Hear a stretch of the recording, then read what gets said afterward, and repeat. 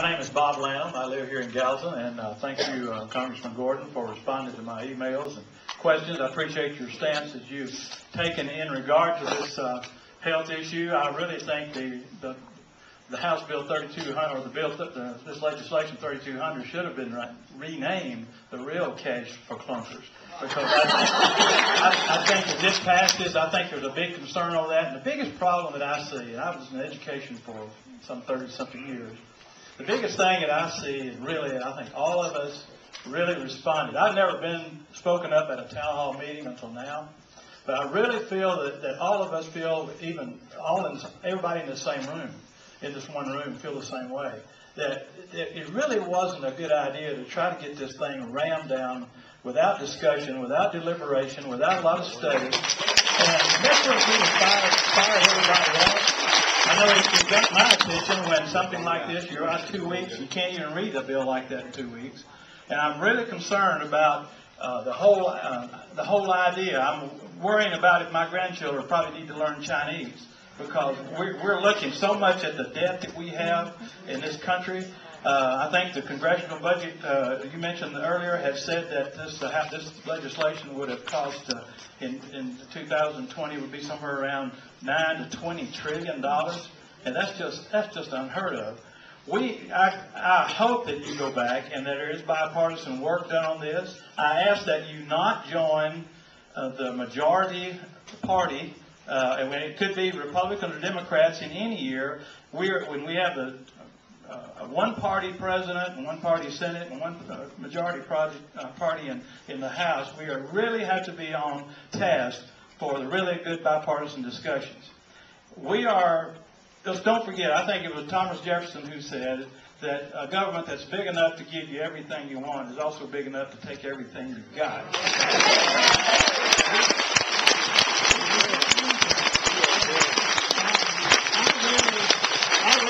Appeal to you and your teammates up there that are representing the people.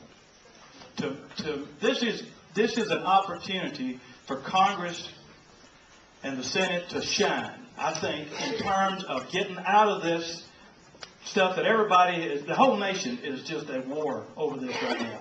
We need a united group of Americans working together. We need our people in Congress. Amen.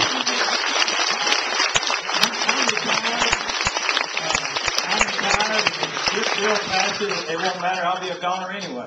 So I'm just saying, for the sake of our children, our grandchildren, and those that are come later, that it's got to be discussed. It can't be ramrodded. And here's my last point, and I'll stop.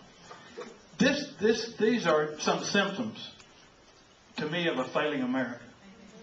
These are just symptoms of the discussion that we're having. We really need to go back and just read that, and I'll say the words, founding fathers, what they said.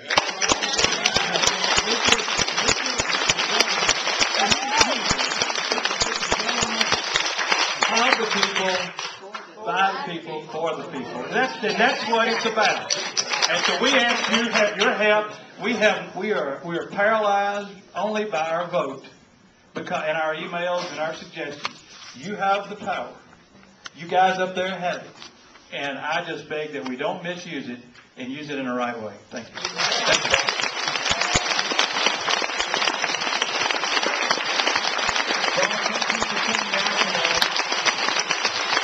Thanks for coming out tonight. I guess we're getting close toward the end. I can't think of a better way to summarize than what you did. I completely concur that we need to try to find bipartisan solutions to problems in this country. Again, that's what I do on my committee. If you look back at the history of our country, most all the major legislation that's beneficial for the country has been bipartisan.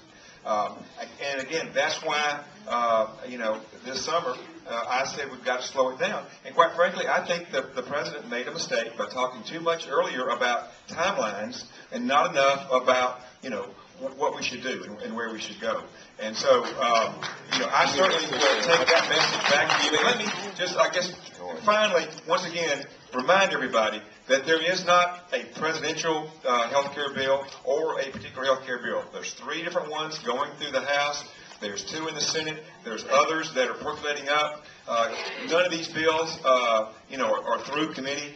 and there's time to look at it, try to get the best of what we can, and again, if we can do it on a bipartisan basis, that's how we really make accomplishments.